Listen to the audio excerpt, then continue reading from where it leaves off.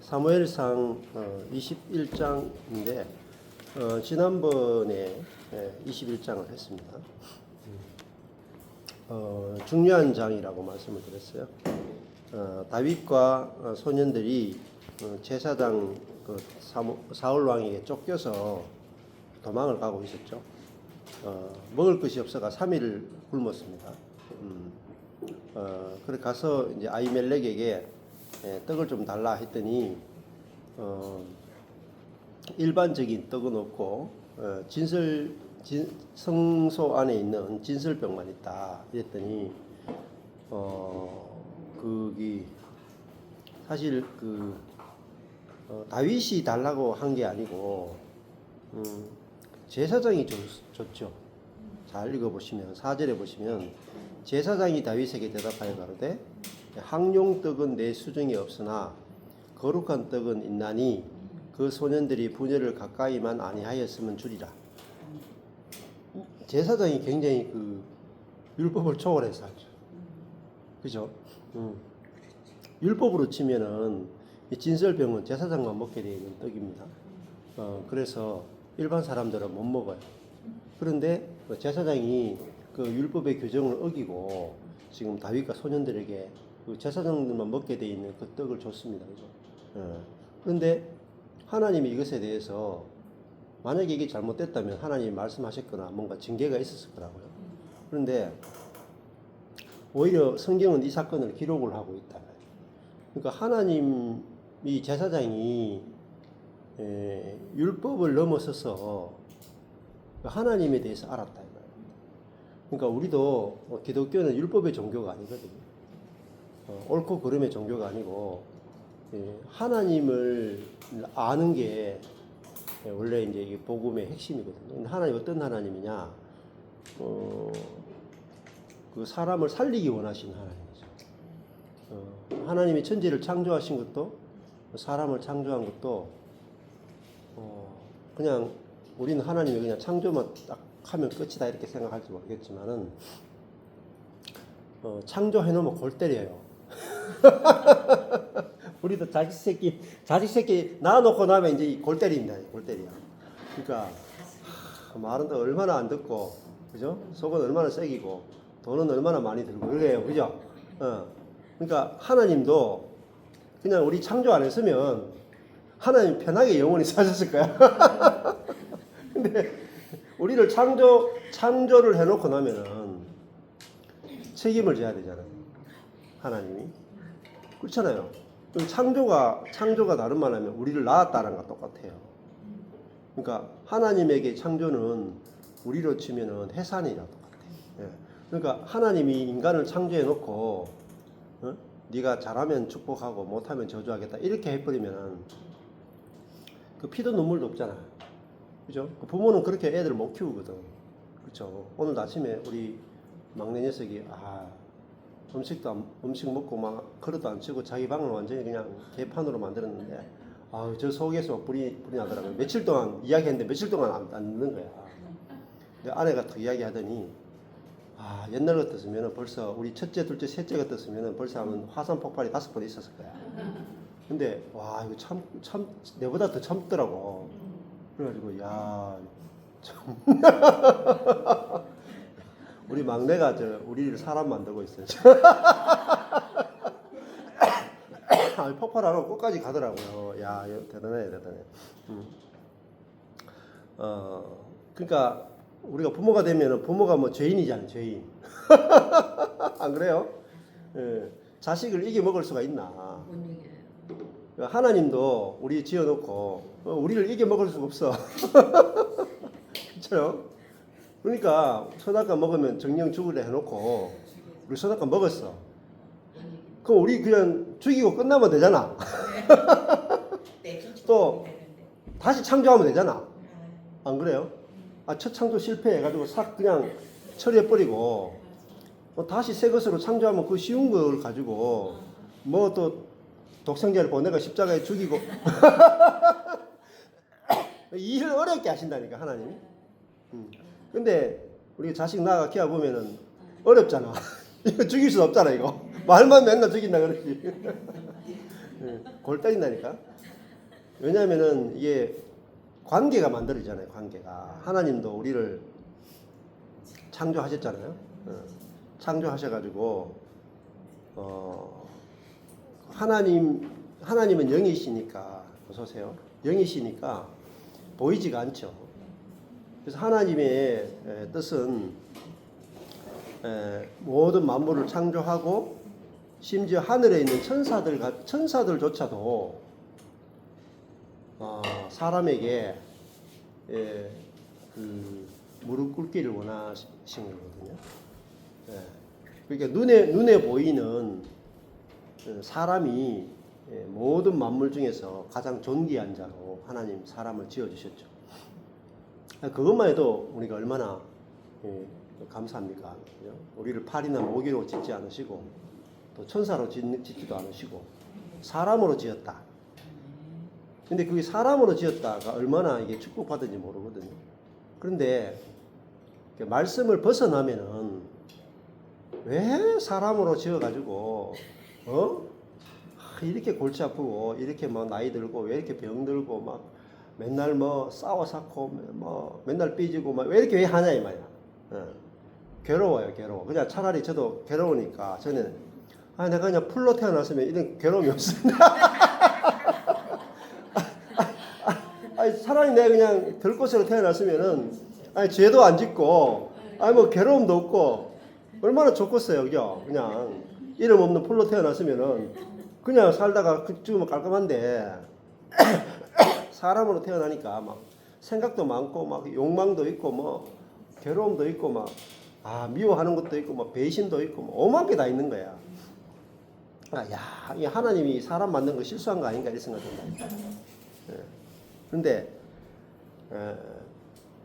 사람은 그 선악과를 먹고 하나님을 대적하는 그 사람을 통해서 또 사탄을 통해서 하나님은 뭘 보여주냐면은 하나님이 얼마나 은혜롭고 자비롭고 하나님이 얼마나 사랑인가를 보여주는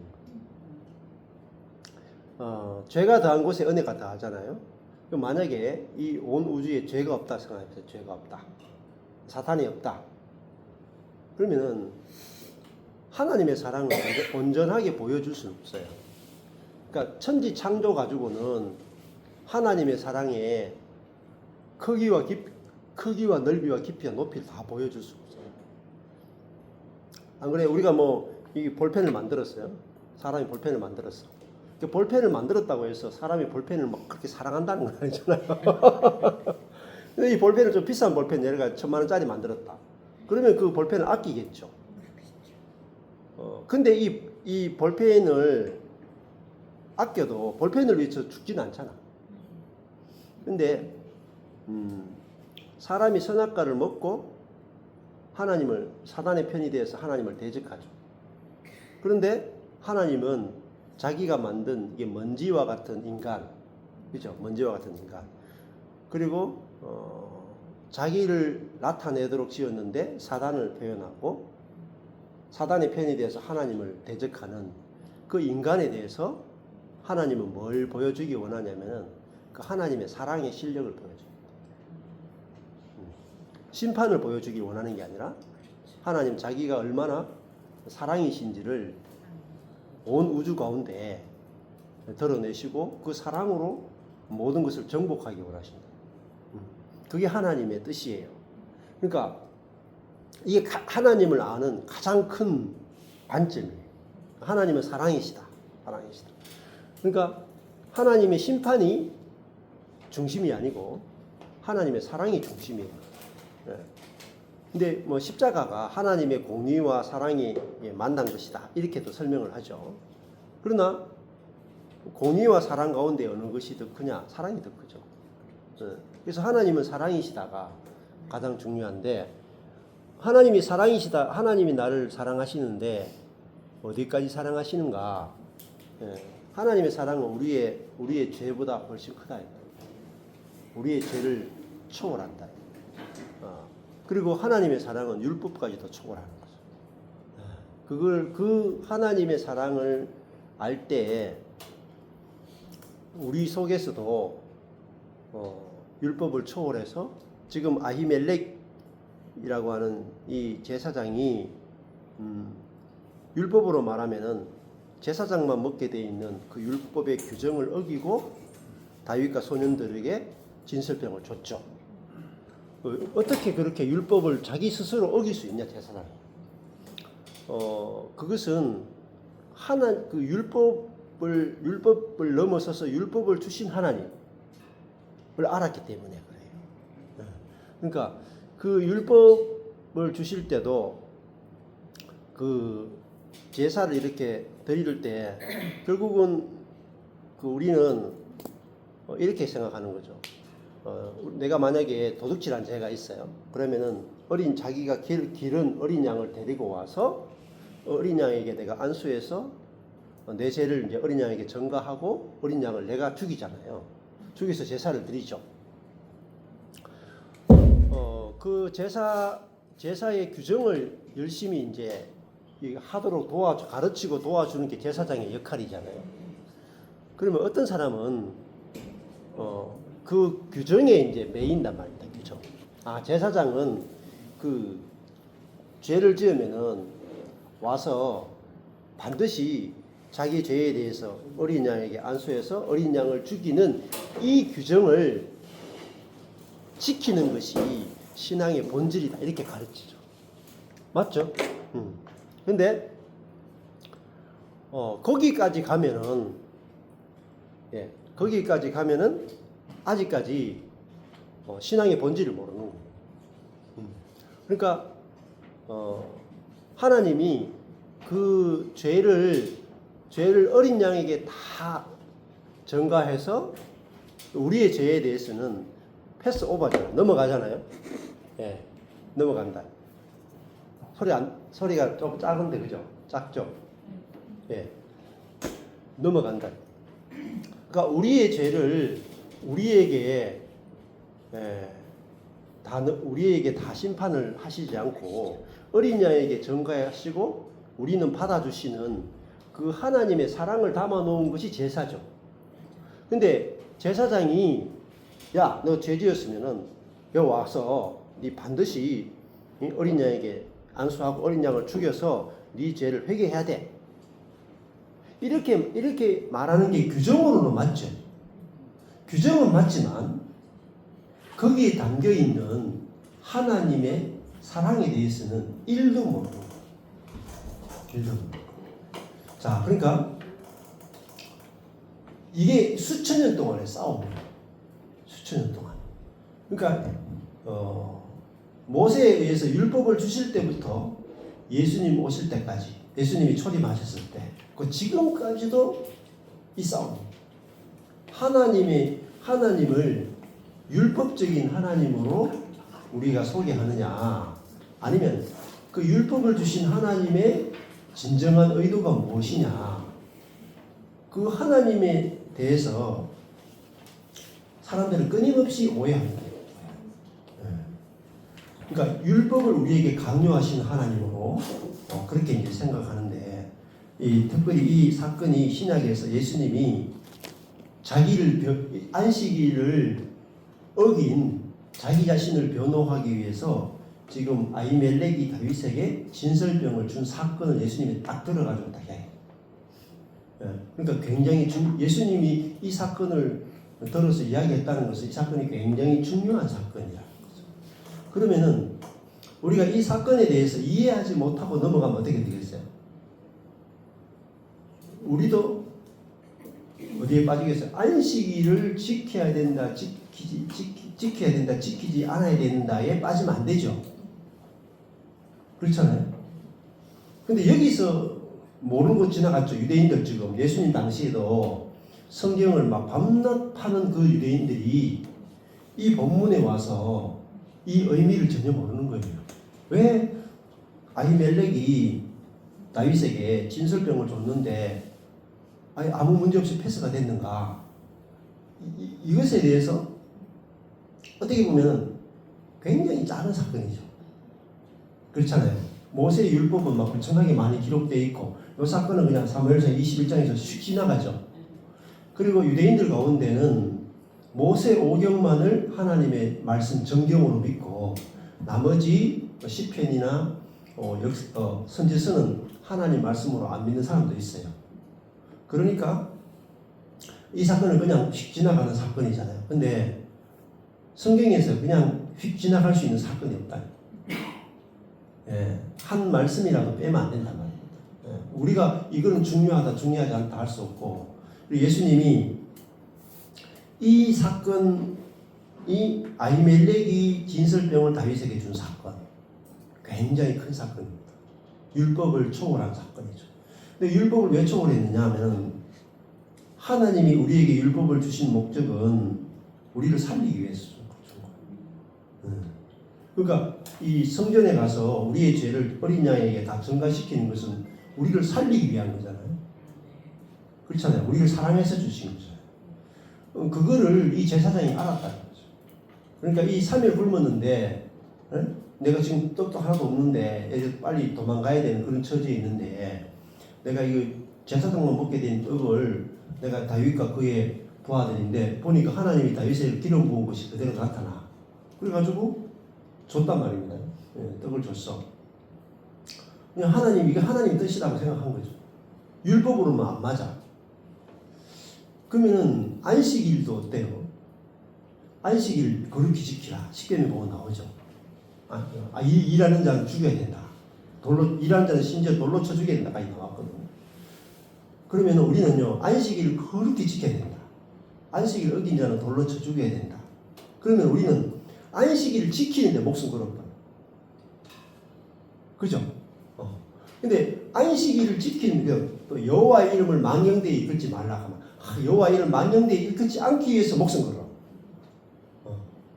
그러니까 예수님이 하나님은 내 아버지다 이러니까 아니 저놈이 여호와의 이름을 지가 하나님의 아들이라고 하면서 예수님을 죽이죠. 그러니까 하나님의 율법 자체를 지키고 안 지키는데 목숨 걸면 안 된다. 그러니까 여호와의 이름을 망령되이 일컫는 것이 무엇이냐? 그것도 정리해야 되잖아요. 십계명에서 여호와의 이름을 망령되이 일컫는 것이 무엇이고 망령되이 일컫지 않는 게 무엇이냐를 알아야 되는데 거기에 대한 관심이 없어. 그냥 여호와의 이름을 망령되이 일컬으면은 틀렸다. 죽여야 된다. 안식일을 어기면 돌로 쳐 죽여야 된다. 거기에만 목숨을 거는 거예요. 근데 자기도 또 살며가면 자기도 못 지켜. 근데 안식일을 주신 목적이 뭐겠냐고요. 안식일을 주신 목적은 우리로 하여금 안식을 주려고 하는 하나님의 사랑이 담겨 있단 말입니다. 그렇죠? 왜냐하면 우리는 죄로 말미암아 땅이 가시덤불과 엉겅퀴가 났기 때문에 안식을 못하는 거예요. 우리는 염려 때문에 또 안식이 안 돼. 또 미움 때문에 또 안식이 안 돼. 그런데 하나님은 안식할 수 없는 인생에게 야, 너 쉬어도 돼. 내가 네 인생을 책임지고 있어. 내가 다 창조했잖아. 내가 또 보존하고 있잖아. 심지어 내가 구원하잖아. 내가 너를 인도하잖아. 내가 너의 목자잖아. 너 쉬어도 돼. 이걸 안식일에 담아놨다. 근데 쉬어도 돼 하는데 우리는 너 쉬어야 안 쉬면 죽어. 군대의 분위기로 바꿔버려요. 그러니까 기쁜 소식을 의무로 바꿔버려요. 그걸 잘 알아야 되죠. 우리 부모들이 자식한테 야 공부해. 그게 어떤 명령입니까 사실은? 명령이 아니죠. 사실 알고 보면은 야 니 공부해야 야 나이 들어보면 안다. 니 공부가 제일 쉽다. 그거잖아요. 사랑이 담겨 있잖아. 근데 애들은 사랑이 담겨 있는 거 모르고 공부해. 그게 명령으로만 듣는 거야. 그게 어린 거죠. 어리면 그렇게 들어요. 우리 첫째 딸이 뭐냐면은 대학교 다니면서 아르바이트를 계속 하면서 다니잖아요. 그래가지고 이번에 왔을 때 뭐라 그러냐면은 아빠 공부가 제일 쉬워요. 그러니까 아르바이트 해보니까 시간당 돈이 안 돼. 그러더니 아유 차라리 공부하는 게 낫지. 그래가지고 공부 열심히 해야 나중에 이 월급이 많이 나오니까 야 왜 공부하러 간지 알겠다. 아유 앉아가지고 시원한데 에어컨 밑에서 앉아가지고 도서관에서 공부하는 게 인생이 제일 쉽지. 딱 끝에 가서 일 해보라니까. 그러니까 애들한테 공부를 시키기 전에 아르바이트부터 시켜야 돼. 아르바이트 해가지고 개고생을 시킨 다음에 그래서 그러면 스스로 이제 공부해야 될 필요성을 느끼는 거죠. 우리는 이제 필요성을 전혀 안 느끼게 하고 공부부터 하니까 율법이 되잖아요. 근데 공부하라는 말 속에 뭐가 들어있냐면은 나 너 사랑해가 들어있죠. 그렇잖아요. 우리 자식이니까 고생 안 하길 원하는 게 있잖아. 그러니까 우리한테도 야 안식일을 지켜. 그 말은 무슨 말이겠어요? 네가 안식일에 쉬어도 돼. 내가 네 인생 책임져. 그 말이 뒤에 있는데 우리 뒤에 말은 몰라. 그냥 막 안식일을 지켜면 안식일 지킨다. 그러니까 제7일 안식교 만들잖아. 미친 놈들이에요. 제7일 안식일을 꼭 지켜야 돼. 6월절을 꼭 지켜야 돼. 하나님에게도 다 미친 놈들, 미친 놈들. 다 6월절도 나 살리려고 하나님 자신이 죽었다는 걸 다 사랑을 담아놨죠. 사랑을 담아놓는데 우리는 그걸 지키는데 목숨 건다는 거예요. 그러면 어떻게 될까요? 하나님의 사랑에서 점점 멀어져요. 여러분 율법을 지키면 지킬수록 하나님의 사랑에서 멀어진다니까. 네. 이게 너무너무 중요한 거예요. 네. 근데 지금 아히멜렉은 이 진설병이 뭐겠어요? 진설병이 제사장이 성전에서 일하는데 배고플 거 아니라요. 일하는 제사장을 먹어서 힘내서 주님을 섬기도록 주님이 주신 선물이잖아요. 그렇죠? 네. 그리고 그 하나님의 사랑으로 그리고 또 제사장이 그래서 성전에 들어가 일하는데 깜깜하잖아. 그러니까 이게 등대 하나 켜가지고 밝은 빛 가운데서 하도록 하고, 그죠? 그 향을 피워가지고 하나님께 기도하고 하나님과 교제할 수 있도록. 사실은 아까 전에 여호와 이름을 망령되이 일컫지 말라는 것도 하나님의 사랑이잖아요. 예.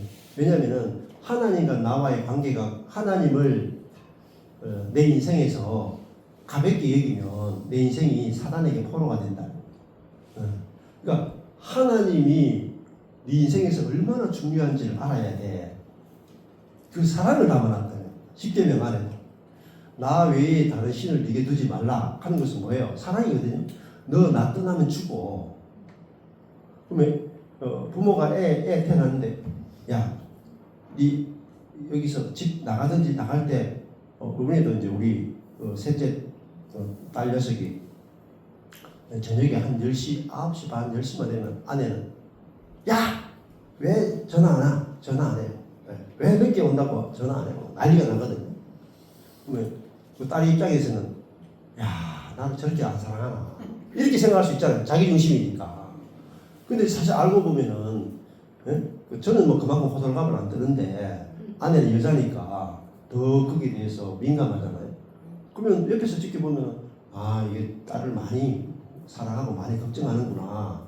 그게 제가 보면 사랑으로 보이는데 우리 딸이 보면 간섭으로 보이죠.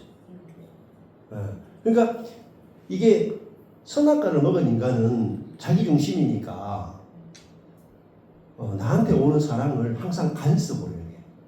굴레로 이야기해. 그리고 거기에 자기 중심성이 뭐냐면 사단이 넣은 독이거든요. 그러니까 천지 창조해놓고 그 선악과를 에덴 동산에 딱 중앙에 뒀잖아요. 선악과를 먹으면 반드시 죽는다. 그 말은 하나님의 사랑이 담겨 있는 거예요. 너 이 선악과 먹으면 나하고 관계가 깨지고 너 나에게서 오는 사랑과 은혜와 공급을 못 받고 네가 사단에게 노예가 돼. 너 이거 먹으면 너 반드시 죽어. 그건 사랑의 말이거든요. 근데 뱀이 딱 와서 뭐라고 하냐면 너 선악과 먹으면 하나님처럼 된다. 하나님 너 사랑하지 않아. 네가 하나님처럼 되는 것을 싫어해서 너를 계속 종되게 하기 위해서 하나님 너에게 그 율법을 가지고 딱 이야기하는 거예요. 이렇게 속였는데 100% 넘어가죠. 자, 그러니까 우리도 마찬가지입니다. 우리 이 삶 속에 우리 속에 이 자기중심성이라고 하는 사단의 독소가 우리 속에 있으면 뭘 만들느냐면 끊임없는 오해를 만들어요. 서로 간에 만났다 그러면 만나면 좋은 친구 그런 건 없습니다. 이렇게 나온다니까. 왜? 우리 속에서 오해가 만들어져. 왜? 자기중심적으로 상대방의 말과 행동을 보게 만들어. 듣게 만들어. 생각하게 만들어. 하나님과의 관계에도요. 하나님을 끊임없이 오해하게 만들어. 그러니까 내게 조금만 일이 일어나도 하나님 나 안 사랑하는 것 같아. 이 생각. 저도 있잖아요. 눈빛만 이렇게 조금만 이렇게 하다가 그때는 막 손님들도 오고 막 집회도 이렇게 너무 피곤하거든요. 손님들이 이렇게 와서 집중을 못할 때가 있어요. 너무 피곤해가지고. 그 사람들 오해할 수 있다니까. 목사님, 나한테 전혀 관심 없는 거. 그렇게 오해하기도 해요. 근데 그게 뭐예요? 우리 속에 있는 자기중심성이라고 하는 게 있단 말입니다. 근데 그것에 대해서 여러분이 말씀을 계속 들어야 인식이 돼요. 인식이 돼야 내 속에서 오해라든지 판단이라든지 이게 올라올 때 저 사람의 문제가 아니고 내 속에 있는 이 자기중심성이 끊임없이 오해를 만들어내는구나. 빼딱한 눈으로 보게 만드는구나.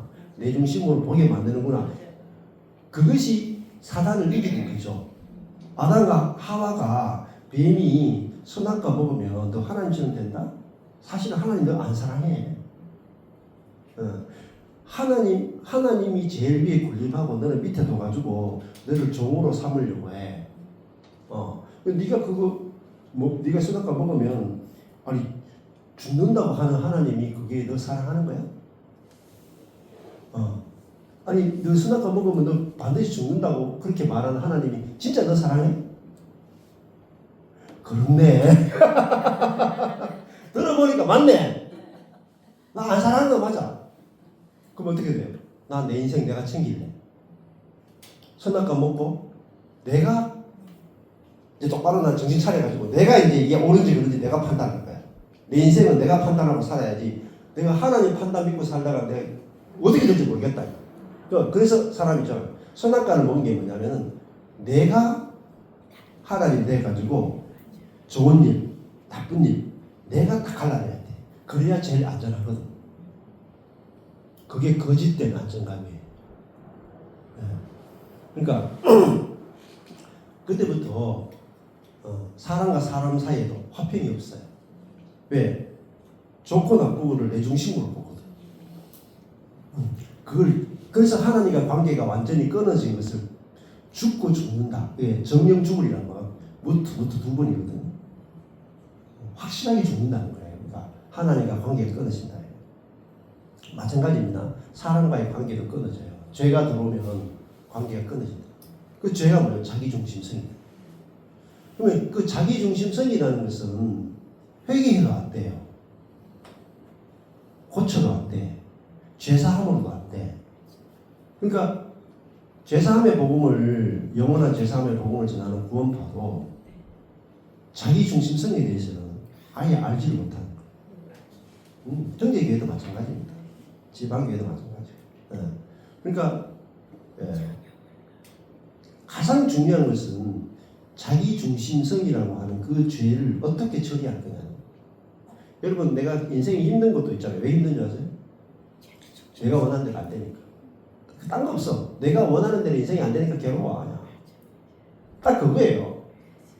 근데 내가 원하는 대로 안 되는 인생이 괴롭지 않으려면 내가 원하는 대로 되고 싶은 요걸 욕심이다 했거든요. 욕심. 요걸 자기중심성이다 그래요. 근데 요것은요 십자가에 죽기 전에는 안 없어져요. 죽음으로만 자기중심성에서 해방이 돼요. 이게 구원이에요. 구원. 하나님이 우리를 죄에서 구원하시고 예수님이 십자가에서 우리를 죄에서 구원하죠. 어떤 죄에서 구원하냐면 어떤 죄에서? 자기 중심성에서 구원시키는 거예요. 그러면 진짜 우리가 자기 중심성에서 해방만 돼도 사랑 나오는 거예요. 사랑.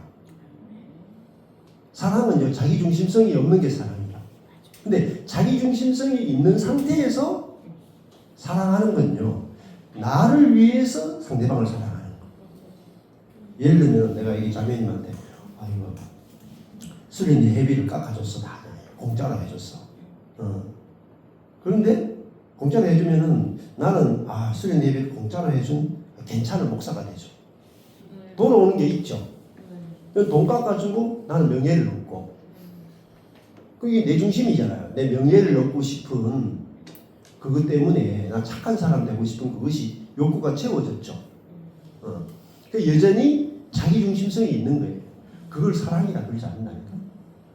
뭐 사람들 회비 다 하나도 안 받고 막 이렇게 집회하면 막 목사님 사랑 많다 이렇게 생각하는데, 돈은 안 받을지 몰라도 명예는 받잖아. 그죠? 칭찬을 받잖아. 그 사실은 눈에 보이지 않는 칭찬을 받는 것이 더 크게 자기 중심성이 될 수도 있다니까요. 내가 선하다 착하다 하는 거. 근데 진짜 사랑은 뭐겠어요? 진짜 사랑은 회비 깎아주는 게 아니에요. 상대방이 나를 공격하고 상대방이 나를 그죠? 상처를 입히고 막 그렇게 할 때 그거 자체를 받아낼 수 있는, 그죠? 온전하다 하고 사랑으로 받아낼 수 있는 그 죄를, 자기 중심성을 받아낼 수 있는 거, 그걸 사랑이라고 해요. 그것이 우리 속에서 그 일을 이루기 위해서 우리에게 성령을 우리에게 주신 거예요. 그러면 성령이 내 안에 오신 것은 자기 중심성이라고 하는 그 육을 이기기 위해서 성령을 우리에게 주셨단 말이에요. 그러면은 성령이 내 안에 왔는데 자기 중심성을 못 이긴다. 그러면요, 성령이 내 안에 오신 목적이 전혀 성취가 안 되는 거예요. 그러면 자기 중심성을 이겨야 뭐가 되냐면 성령의 열매가 맺힌다. 사랑. 사랑이 뭐죠? 자기 중심적인 게 없는 걸 사랑이다. 그러니까 사랑은요, 우리 인간이 꿈도 못 꾸는 이야기예요. 그러니까 사랑은 하나님께만 있는 걸 사랑이라고 해요. 그러니까 그리스도인들에게서 사랑이 나온다는 것은 자기 중심적인 것이 없이 나오는 걸 사랑이라고. 근데 이것이 우리 속에서 나올 수 있다. 그게 최고의 기적이에요. 뭐 죽은 사람 한 100명 살리고, 안전병이 한 1000명 일으키고, 뭐 귀신 들린 자 10,000명을 귀신 쫓아내고, 이 능력 아니에요. 이거는요, 불교에서도 할 수 있어. 심지어 이슬람에서도 할 수 있고요. 무당도 할 수 있어. 이런 거는 성령이 하셔도 아주 낮은 수준이에요. 진짜 성령의 능력은 뭐냐면은 자기 중심성을 이기는 능력이에요. 그게 능력이고 그게 권세. 그래서 이게 이제 성경이 말하는 핵심이죠. 그러면 하나님이 그걸 다른 말로 하면요, 헤세드라고. 헤세드. 하나님의 사랑. 그 헤세드가 뭐냐면은 언약적 사랑이거든요. 그 언약적 사랑, 하나님이 우리를 사랑할 때는 언약을 통해서 사랑하는 거예요. 그러니까 하나님이 아브라함에게 찾아오셔가지고 언약을 딱 하죠. 내가 너를 복 주고 땅 주고 아들 주고 너로 말미암아 모든 사람이 예수라고 하는 복을, 성령의 복, 예수의 복을 받게 하겠다. 이렇게 언약을 딱 하죠. 그 다음부터요, 하나님은요, 아브라함의 행위를 보지 않습니다. 행위를 안 봐. 왜? 하나님은 그 행위를 가지고 보는 게 아니고 하나님 자신이 말씀하신 그 언약을 가지고 아브라함과 함께하거든요. 그 언약을 중심으로 아브라함과 관계 맺는 것을 헤세드라고 해요. 헤세드. 하나님의 사랑. 이제 언약을 목숨 걸고 자신이 약속한 것을 목숨 걸고 지키신다면, 그리고 그 언약적 사랑을 알 때 비로소 하나님의 사랑을 알는 거예요. 어제도 이제 우리 쉼터에 가서 이제 제가 이렇게 나무도 좀 심고 여러 가지 이렇게 좀 하고 왔는데 이제 철수 형제하고 기론 형제님 두 사람이 어제 와서 일하더라고요. 일하는데 일하다가 또 중간에 막 둘이 성경 공부를 해. 막 일하다가 말이 나오면 또 2-3시간 성경 만나니까 월수금 3일 공부하더라고요. 그래서 또 사람들이 붙어가지고 7-8명 지금 공부하는데 어제 그런 이야기 하더라고요. 기론 형제님 내가 수십 년 동안 신앙생활 했는데 하나님이 사랑이신 걸 몰랐다. 그러니까 하나님이 사랑인 걸 모르니까 내가 하나님을 열심히 사랑해야 돼. 그래서 하나님을 열심히 사랑하려고 얼마나 열심히 노력한지 몰라요. 근데 그게 율법인 줄 몰랐다는 거죠. 신앙은 내가 하나님을 열심히 사랑하는 게 신앙의 본질이 아니고 하나님이 나를 얼마나 사랑하는지를 아는 게 신앙의 본질이다. 그래서 그거 알고 나니까 일이 없잖아요. 일이. 그래서 이렇게 표현하더라고요. 저는 내가 하나님을 만나려고 저 하늘에까지 오르려고요. 하나님 하늘에 계시니까 기도하고 헌신하고 말씀 읽고 충성하고 양보하고 헌금하고 해서 하나님께 다다르려고 노력했다는 거죠. 그런데 하나님의 사랑이 헤세드다. 헤세드가 뭐예요? 하나님이 내려오시는 거예요.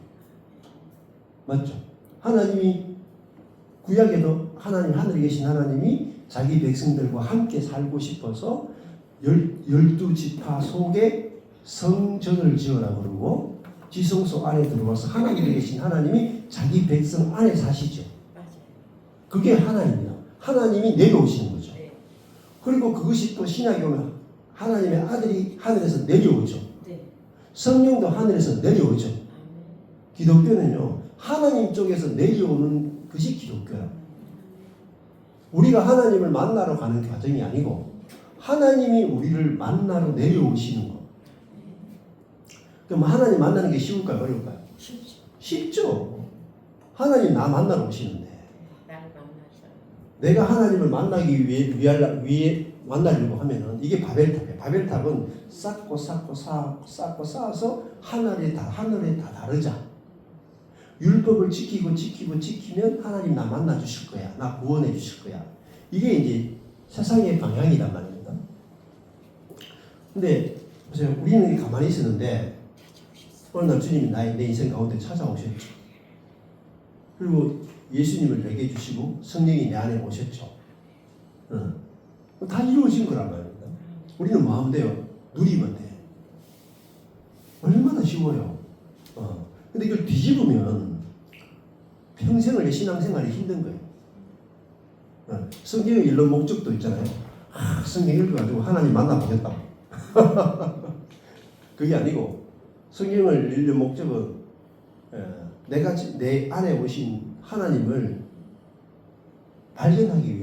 발견하고 누리기 위해서 성경을 읽게 되는 거죠. 자, 그러니까 아히멜렉이 그 당시에 아마 구약 성경 전체에서 진설병을 일반 사람에게 준 유일한 사람. 근데 아히멜렉이 유명한 사람도 아니에요. 근데 이 사람이 다윗과 소년들이 쫓길 때 3일 굶은 사람한테 하나님 제사장만 먹게 된 그 떡을 주어서 이 사람 살렸죠. 그 살리는 것이 뭐냐면은 하나님의 마음이잖아요. 그 하나님의 마음을 표현한 거죠. 그 진짜 제사장이죠. 네. 그 사람을 살리고자 하는 하나님의 마음을 다윗에게 표현했잖아요. 그러니까 이 사람의 그 작은 행동이 성경에 아예 기록됩니다. 네. 우리가 하나님을 위해서 많은 일을 하는 게 중요한 게 아니고 내 인생에 하나님의 사랑이, 하나님의 생명이, 하나님의 은혜가 내게서 표현되는 것. 그게 하나님의 형상이고 모양이고. 그러니까 이 사람의 이 작은 일이 성경에 딱 기록돼가 영원히 잊혀지지 않게 기록돼. 왜 그렇게? 이 아히멜렉의 이 아히멜렉이 진설병을 다윗에게 주는 이 사건을 통해서 하나님을 시험케 했거든요. 하나님의 마음을 그대로 표현해 준 것이 아히멜렉이다. 하나님이 얼마나 기뻤겠냐고요. 저는 이제 여러분 자식을 키우면은 언제 제일 기뻐요? 자식이 부모 마음 알아줄 때. 맞죠? 목사도 언제 기쁜지 아세요? 성도가 목사 마음 알아. 성도들도 목사님이 내 마음 안다 이럴 때 기쁘잖아. 근데 하나님 마음 알아줄 온 우주에 하나님 마음 아는 존재가 있겠어요? 아니 개미들이 알겠어요? 모기가 알겠어요? 파리가 알겠어요? 천사들도 하나님 마음 모르거든요. 하나님의 가장 깊은 것은요, 천사도 알지 못해요. 근데 하나님의 가장 깊은 것은 성령으로 말미암아 사람만이 알 수 있어요. 하나님을 알아들이는 것은요, 사람밖에 없다니까. 너만 내 마음 알지 이런다니까. 저도 이제 목회 망하고 나서 있잖아요. 그 제 마음 아는 사람 잘 없더라고요. 우리 마누라는 내 마음 모르는데. 내 마음 알아주는 한 사람이 없더라니까. 내 마음 알아준 사람이. 근데 진짜 내 마음 알아준 한 사람만 있어도 인생은 행복해요. 그렇잖아요. 근데 누가 내 마음 알아주겠냐고. 그게 인간이 답답한 거야. 누가 내 마음 알겠냐고. 그렇죠? 같이 사는 저 인간도 내 마음 모르는데 내 마음 누가 알겠냐. 그 사람이 자기 마음 알아주는 사람 없으면 그렇게 답답해요. 군중 속의 고독이라. 군중 속의 고독이라. 내 마음 알아주는 사람이 없으면 고독하다는 게 인생이요. 근데 내가 말하지 않아도 당신 마음 내가 알아. 또 성도들도 목사님 마음 압니다. 그럴 때 내 마음 알아준 사람이 있으면 속이 시원하죠. 그러니까 다윗이 하나님 마음을 시원케 했죠. 하나님 마음 시원케 하는 것은요, 하나님 마음 알아주는 거예요. 근데 하나님 마음 아는 게 우리 같이 밴댕이 속을 가진 자기중심적인 인간 하나님 마음 어떻게 알겠냐. 성령이 아니고 하나님 마음을 알 수가 없어. 복음이 아니고 하나님 마음을 알 수 없어. 하나님을 기쁘시게 하는 것은 다른 말은 하나님 마음을 알아주고 하나님 마음을 표현하는 거예요. 근데 아히멜렉이 다윗에게 하나님이 다윗을 얼마나 사랑해. 그죠? 하나님 다윗을 얼마나 사랑하냐. 그래서 아히멜렉이 진설병을 가지고 다윗과 그 소년들에게 먹여줬죠. 그러니까 하나님 얼마나 기쁘겠냐고요. 하나님 다윗과 그 소년을 사랑하는 것은 아히멜렉이 자기가 그 율법의 규정을 어기면서까지 그 사람을 살렸잖아요. 하나님 아히멜렉의 행위가 얼마나 기뻤으면 성경에 기록해라. 당장 기록해라. 기록했다니까? 이야, 우리 인생이 성경에 기록될 수도 있고, 물로 씻으면 이게 다 씻겨질 수도 있다. 우리 인생이. 근데 우리 인생이 영원히 씻어지지 않는 비결은 뭐냐면, 하나님 마음을 시원케 하는 것은 영원히 안 씻겨져요. 근데 하나님 마음이 뭐냐? 사랑이거든, 사랑. 그러니까, 저도 이제 목회하면서 제일 답답한 게 뭔지 아세요? 잘 모르시겠죠? 한 98년부터 지금까지 목회하면서 제일 답답한 게 뭐냐면, 저는 성도들에 대해서 관심을 가지고 마음속에 판단하는 것도 잘 안 하고 이렇게 사랑하거든요. 근데 성도들은 자기 속에 자기 중심성이 있으니까 저는 오해를 많이 해요. 그러니까 오해 받을 때마다 너무 답답한 거야. 이거 뭐 꺼내놓을 수도 없고 이거 뭐 미치겠는 거야. 왜 그러냐? 그러니까 그 사랑하는 마음을 몰라줄 때 환장하잖아요. 그리고 저도 이제 아내랑 살면서 제일 힘들 때가 내가 아내를 사랑하는데 표현 다 못해도 몰라줄 때가 속상하거든요. 그래서 이렇게 말하면 또 그러면 뭐 똑바로 하지. 똑같아요. 우리가 하나님께도. 하나님 나 사랑한다고요? 똑바로 좀 하세요. 똑바로. 이따로 만들어 놓고 뭐 사랑한다고요? 똑같다니까요. 내가 부부 생활하는 거나 하나님도 내 남편이고 내가 아내거든. 아니 이따로 해놓고 나 사랑한다고요? 거기가 항상 넘어지는 자리거든. 근데 내가 망해도 내가 병들어도 내가 하나님께 버림받은 사랑과 하나님께 버림받은 것 같아도 하나님 나 사랑하는 것이 말씀을 통해서 예수님의 십자가를 통해서 성령을 통해서 하나님 나를 너무너무 사랑해 주셔서 감사합니다. 그게 승리하는 거예요. 그게 사랑을 이기는 거예요. 그러니까 그것이 하나님을 얼마나 기쁘게 하겠어요. 왜? 온 우주 가운데 하나님이 사람 사랑한다는 거, 하나님이 원수 사랑한다는 것을 알아줄 수 있는 유일한 존재가 그래서 사람이라니까요. 그래서 다윗도 인자가 무엇이간데 사람이 무엇이간데 주께서 저를 사랑하십니까? 그러죠? 그 다윗이 왜 유명하냐면 하나님이 죄인 사람을 사랑한다는 것을 성령으로 말미암아 아는 거예요. 신앙생활은요, 여러분이 막 봉사 열심히 하고 헌금 많이 하고 막 주일 안 빠지고 새벽기도 나오고 이 신앙생활 아니에요. 신앙생활은 뭐냐? 딱 한마디로 말하면 하나님이 나를 사랑하는 건 내가 아는 거. 흔들리지 않는. 그게 여러분 제일 어려운 거예요. 자식 새끼들이 제일 어려운 게 뭐예요? 부모님이 나를 사랑한다는 거. 그게 제일 어렵잖아. 60, 70대도 잘 모른다니까. 제일 어려운 게 부모님이 나를 사랑한다는 거. 그거 제일 어렵죠. 그거 알면 이제 철드는 거잖아. 철들면 죽잖아. 그죠? 그거 하나 알고 죽는 거라니까. 부모님이 나를 얼마나 사랑했는지 알고 죽는 거죠. 근데 우리도 진짜 부모는 내 육신의 부모가 아니고 하나님이 나의 진짜 아빠잖아요.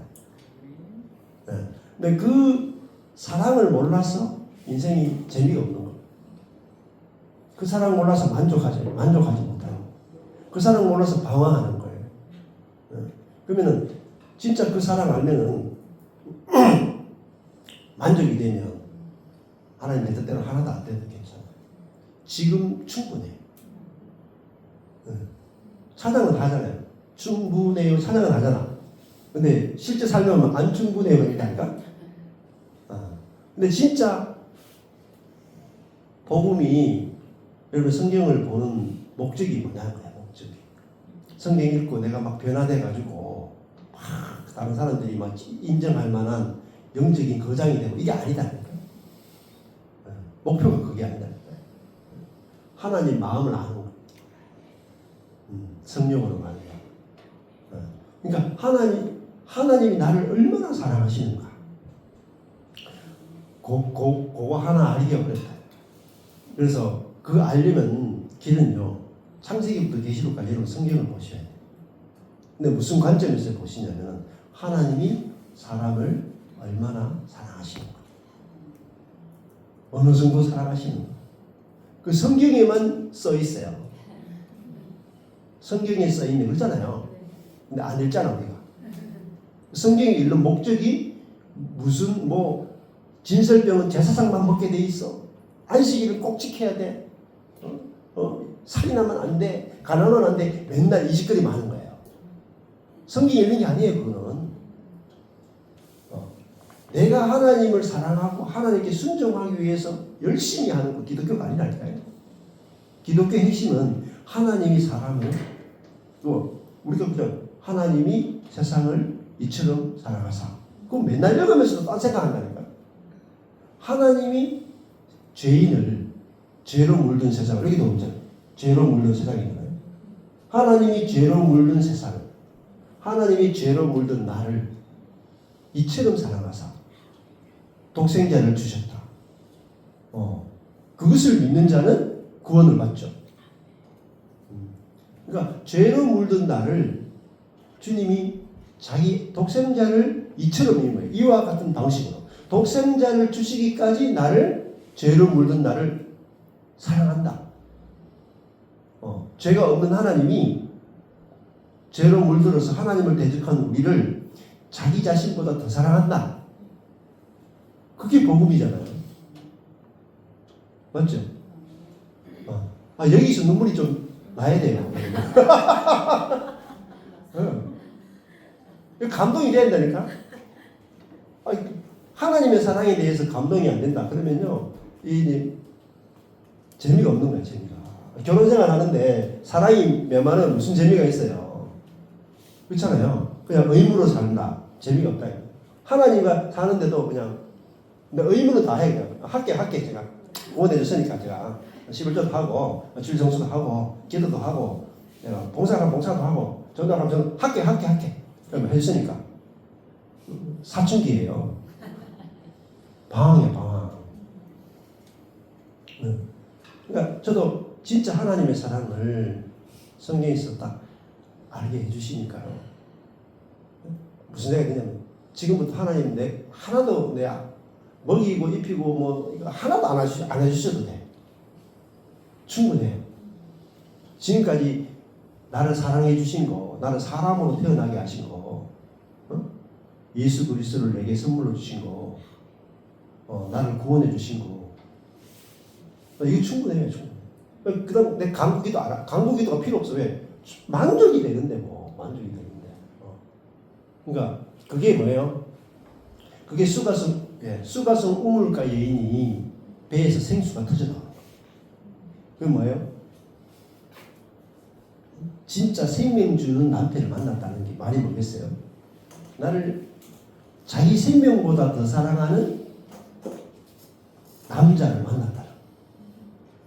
그 여자의 운명은 자기 생명보다도 나를 더 사랑하는 그 남자 만나면 인생 끝이죠. 그 남자가 직업도 변변하지도 않고, 그러니까 뭐 겨우 그냥 한 달에 100만 원 버는 뭐 50만 원 버는 남편이라도 한 달에 50만 원밖에 폐지 주어가지고 50만 원밖에 못 벌어. 그래도 이 남자가 자기 목숨보다 나를 더 사랑하는 남자야. 근데 이쪽에는 한 달에 5천만 원 벌어. 골프 치면서 자기 시간 다 보내. 돈만 줘. 어느 남자를 원해요?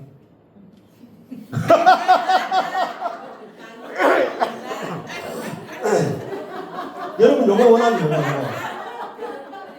요걸 정욕이라고 해요. 정욕. 여러분 100% 요거 이 사람 원한다니까? 이 남자는 그냥 거지 아닌가, 거지. 그러니까 사랑이 뭔지를 모르는 거야. 우리가 원하는 사랑은요, 정욕이에요. 잘 생각해보라. 인간이 원하는 건 사랑이 아니고 정욕이라니까. 내가 원하는 육신의 필요를 채워주는 그 인간을 보고 나를 사랑한다라고 우리는 정의 내리는 거예요. 근데 이 한 달에 50만 원 폐지 없는 벌어오는 이 남자는 내가 그 심장병에 걸리면 자기 심장까지도 파가지고 줄 수 있는 남자라니까. 근데 이런 사랑을 원하는 게 아니야. 우리는 한 달에 5천만 원 줄 수 있는 이 남자를 원해. 박수님 맞죠? 그러니까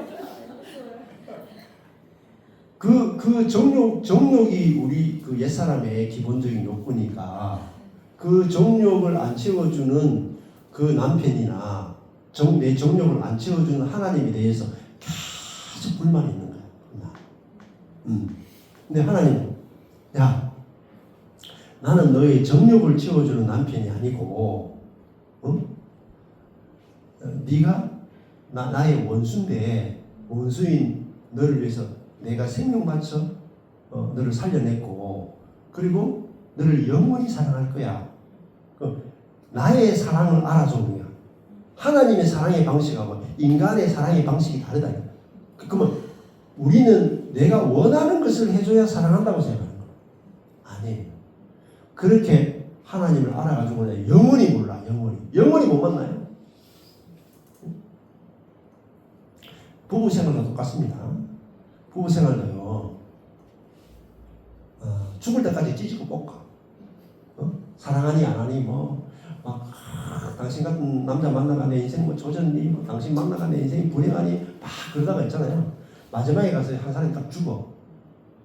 그러고 나면 그때부터 묻는 거야. 당신이 존재하는 자체가 사랑이었는데 이 짓 이런 소리 하는 거야. 죽고 났을 때.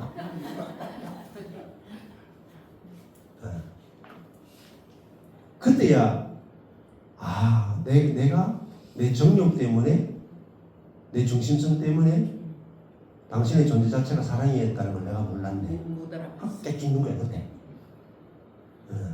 근데 미리 좀 알면 얼마나 좋아요. 그죠? 미리 아는 것은 성령으로만 아는 거예요. 성령으로.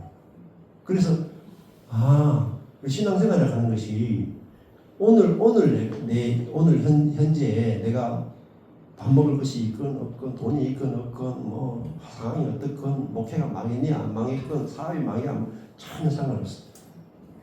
주님이 나를 어떤 사랑으로 사랑하는지를 아는 것. 그게 우리 인생의 제일 중심이에요. 중심. 그게 우리 생명이에요. 생명. 그것만 되면은 주님이 나를 얼마나 사랑하는지를 알면 그것이 우리에게 뭐예요? 반석이 되는 거예요. 그러니까 그게 뭐예요? 십자가 사랑이에요. 십자가를 통해서 아들이신 예수님이 십자가에서 죽으신 그 사랑을 긍휼의 사랑이다. 나보다도 나를 더 사랑하니까 죽었지 않겠어요? 근데 우리는 그냥 내 죄 용서를 위해서 죽었다. 내 죄 용서 다 했다. 그냥 교리로 알아. 교리로 아는 것은 그냥 지식일 뿐이에요. 성령으로 말미암아 예수님이 십자가 죽음이 나를 얼마나 사랑했으면 죽었겠냐. 그리고 내가 죽어야 되는 그 죽음을 예수님이 대신 죽어서 옛사람을 죽여주시잖아요. 그런 복음의 모든 사건은 예수님의 부활도 나를 사랑해서 나를 부활시키기 위해서 자신이 부활한 거예요. 그러니까 예수님이 이 땅에 내려와서 죽고 부활하고 성천한 것은요, 예수님 자신을 위해서 한 건 하나도 없다니까요. 아니, 예수님이 사람 될 필요가 뭐가 있고, 죽을 필요가 뭐가 있고, 부활할 필요가 뭐가 있고, 성천할 필요가 뭐가 있어요. 주님은 그거 하나도 필요 없는 거야. 근데 죽고 부활하고 성천하는 모든 과정이 여러분을 위해서 한 거라니까요. 여러분 한 사람을 위해서 한 거라니까요. 그게 알아지는 그게 죽음도 사랑이고 부활도 사랑이고 성천도 사랑이고 성령을 주시는 것도 사랑이고 다 천지 만물을 창조한 것도 사랑이고 나를 태어나게 한 것도 사랑이고 내게 부모를 주신 것도 사랑이고 내게 자식을 주신 것도 사랑이고 대한민국에 태어난 것도 사랑이고 다 사랑으로 보여야 살만 나는 거예요. 살만 나는 거예요. 그렇잖아요. 근데 저도 그게 딱 알아지니까 인생이 너무 행복하다. 행복하다. 그러니까 목회가 망해도 행복하다. 이거 망한 건 그냥 아무것도 아니야. 하나님의 사랑이 너무 크니까 이건 아무것도 아니야. 아무것도 아니야. 근데 하나님의 사랑이 작게 느껴지면 내가 겪는 사건이 너무 크게 느껴져. 그래서 이 아히멜렉이 어떻게 율법을 뛰어넘어서 다윗과 그의 소년들에게 진설병을 줄 수 있었던가? 그것은 하나님이 긍휼이고 사랑인 걸 알았기 때문에 아히멜렉의 속에서 하나님의 그 사랑이 다윗에게 표현됐고 그것이 하나님의 마음을 너무나 시원케 하는 거예요. 그러니까 그 사람으로서 사람 중에 가장 위대한 사람은요 하나님의 사랑을 받아주는 거예요. 알아주는 거. 그걸 믿음이라고 그래요. 그걸 믿음이라고 한다니까. 예수님을 믿는다는 게 뭐예요? 하나님의 사랑을 믿는다는 거죠. 하나님의 사랑을 알아들인다는 거죠. 그걸 의인이라고 한다니까. 하나님 마음 알아들이는 사람을 의인이라고 한다니까. 그러니까 우리 사람 주제에 하나님 마음을 안다고? 이거 말도 안 되는 얘기. 근데 여러분 속에 성령은요, 하나님의 가장 깊은 것까지도 다 아십니다. 그럼 여러분에게 성령을 주신 목적이 뭔지 아세요? 하나님 마음을 알아드리는 거예요. 하나님 마음의 깊은 것까지 다 알 수 있도록. 그리고 하나님 마음을 알겠어요. 왜 예수님을 내게 주셨는지, 왜 부활하셨는지, 왜 승천하셨는지, 왜 벌거벗김을 당해도 참으셨는지, 왜 재판받으면서도 아무 말 하지 않으셨는지, 왜 어린아이로 태어나셨는지, 왜 많은 선지자를 보내서 그렇게 말씀하셨는지 하나님 마음 알겠어요. 그 하나님 마음을 알아들이는 그 사람이 뭐죠? 새 언약에 의해서 새 성령이 와서 새 마음으로 하나님의 마음을 아는 거야. 그러니까 사랑과 사랑으로 통하는 거야. 사랑. 하나님이 나를 사랑하신 그 사랑으로 나도 하나님을 사랑하게 되는 거. 그게 새 언약이에요. 그 사랑 안에서 하나님과 내가 서로 사랑 안에서 하는 거예요. 그 두려움이 없다. 사랑 안에서는 두려움이 없다. 그 사랑 안에서는 뭐가 없어요? 죄도 없다. 그게 사무엘상 21장에 담겨 있는 뜻입니다. 그래서 이 구약 사건이 신약의 사건으로 연결될 때 예수님이 우리에게 무슨 말씀하시는지, 안식일을 예수님이 왜 안식일을 어기면서까지 사람들을 살려냈는가?